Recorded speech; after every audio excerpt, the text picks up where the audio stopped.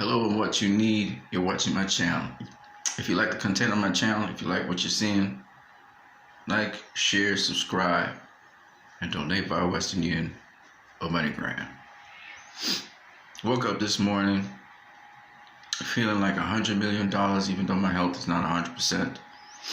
You guys keep me in your prayers as well. But even as I sort of have some issues with my health, I want to just talk to you guys about the most important attribute or muscle in boxing. What do you guys think the most important muscle in boxing is? I'm gonna tell you. It's this. Alright? How many of you guys have seen boxers that you thought should easily beat a fighter? The fight turns into a firefight. Well, let's go with the extreme case. There's an upset. Remember Buster Douglas versus Mike Tyson, Andy Ruiz versus Anthony Joshua, Tony Harrison versus Jermell Charlo. We have so many, right? Tevin Farmer versus Jojo Diaz. What did all these boxers have in common? They had a great game plan, yes, but more importantly, this. They had this. They may have had the style too to deal with the other opponent, but they had this. See, where does the strength need to lie ultimately in fights? Here. Where does the smarts need to ultimately lie in fights? Here. You know, it's about the strong mind. Where does the power ultimately, and this is a lesson, this is a life lesson I'm talking about now. Listen to me carefully. This is for us fight fans. Where does the power ultimately lie in fights? It lies in your mind. It lies with you. Your choice. Now, we're not asking you in boxing to fight a stupid fight. Game plan needs to be a smart one. It's not about taking 2, 3, 4 shots to get one in. That's not cool in boxing. You can be in tremendous shape. It doesn't matter, because later on that you'll pay for that. We saw Dadashev. Well, he paid for it, right? We saw Patrick Day. He paid for it. You know, for these so-called exciting fights that fight fans want. Guys pay with their lives. This is not no fucking joke. You don't play boxing. So when we say a proper game plan, maybe you get hit with 1, 2 really great shots, right? Which will, of course, affect you later on. But if you have a proper game plan, you're going to have a decent defense. So the other guy's not just hitting you when he wants to, but you get to hit him more. Or if you don't, you at least succeed in fighting your fight where he is not fighting his fight. That's very important, because if both of you are fighting your fight, guess what? People are landing punches. Somebody going to get badly hurt. And guys on the come up especially, you know, always with that will to win. It's one thing to have a will to win, but you got to have smarts, ladies and gentlemen. You get hit so much, you're not going to have much of a career. And a lot of the guys we saw who died had that exciting style where their defense was not the best. Dadashev was getting hit way too fucking much. So was Patrick Day last year. Way too much. And they didn't have no quit in them, which is hard. But a lot of top tier boxers have heart. To tell me that, oh, that boxer had heart, he had no quit in him, that's great. But I mean, if you got heart but you're stupid, it don't really make a difference, right? So it's like, as I talk to you guys about this, as I'm trying to recoup, I want to say to you that in boxing,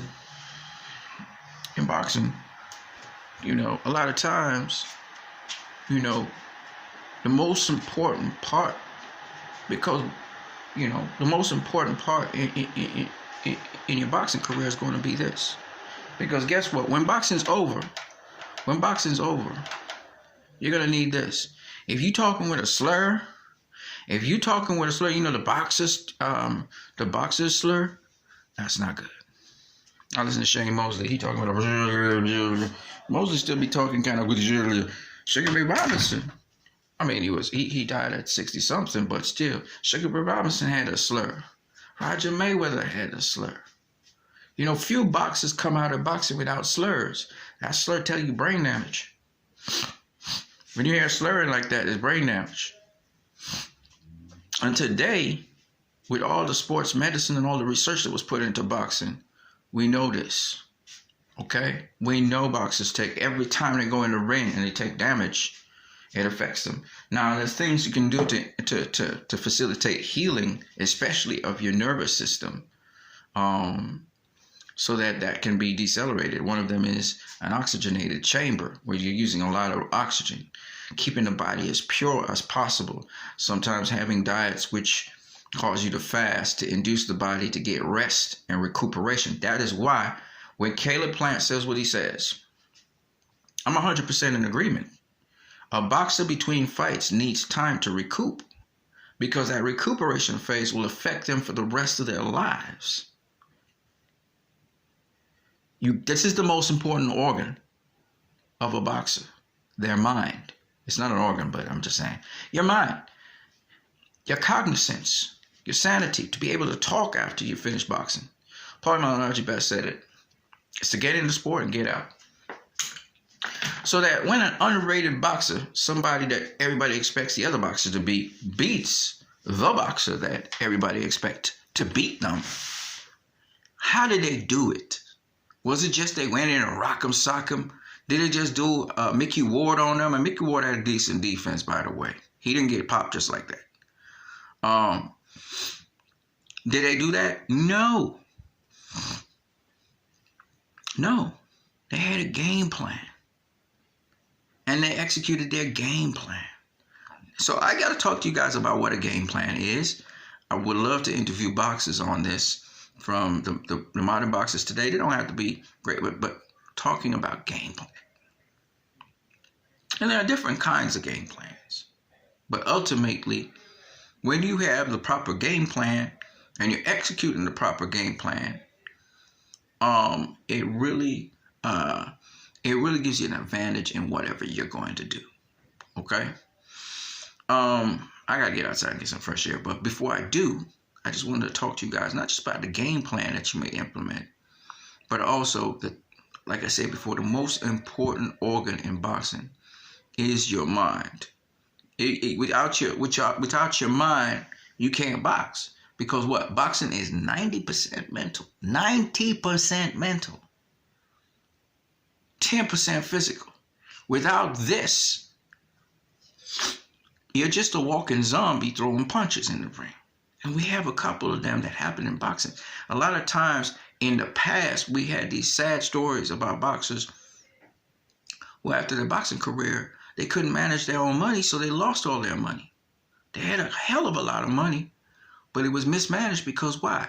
And they were beating their wives and the children, so they end up living alone without family. They end up losing all their money. You know, the boxers like Tevin Farmer, who put his wife to manage everything, it's a smart move. And Tevin, he got a little slur. You listen to him, he got a little slur in his talk. He got a boxing twang. So he had to watch himself. As much as he takes pride in his defense and his preparation to get into fights, I know he be in some bang outs. He has to be careful, okay? Another thing boxers need to do is stay hydrated at all times. Hydration limits the amount of damage because the water inside of your body will serve as a cushion. The organs that are elastic, etc., they perform better so that you don't take that kind of punishment. If you look at Floyd Mayweather, he always drinking water, always. Okay, his physio told him, listen, the one thing you need to do, or his nutritionist or whatever she was, told him drink water and drink it a lot, and he always is drinking water. Again, if you look at Floyd compared to all the other boxers that came before him, you will notice certain things. And one of the things you'll notice is he always drinking water, always. Always. I've never seen it with no other boxer till Floyd. I can't think of any boxer, post-fight conference, wherever he's drinking water. All right. He used to drink Coca-Cola, but now I see him just drinking water, which is very, very good. Even after retirement, he's drinking a lot of water because water, one of the key elements that keeps your health in order is water. Like I'm dehydrated, so I'm still, to this day, I'm still dehydrated. And I need still to rehydrate so the water will get to every single cell, every single tissue that water is supposed to get to. The other thing I use, but in a certain amount, is alcohol. Now, I'm not talking about alcohol and whiskey and all those things. No. I use alcohol in what's called Angostura bitters. It's a kind of seasoning agent. It's a liquid. It's about 45% alcohol, but you pour just little bits of it. You don't like if it's alcohol. You squeeze bits of it into your food. You squeeze bits of it into your drinks. Alcohol is alkaline. And so as a result of that, when you use a lemon, you put a little bit of alcohol in there. Now, the alcohol is not no tremendous. It's like 2, 3, 4 drops of alcohol, okay, into your stuff. That's, again, to keep the alkaline environment. And I use it in my foods. If I'm cooking, I use it in my food. If I'm drinking a drink, I put a little bit into the drink, okay? The alkaline nature of the alcohol is good for you, okay? And it's a specific thing I use. It's called bitters. What it does is it sort of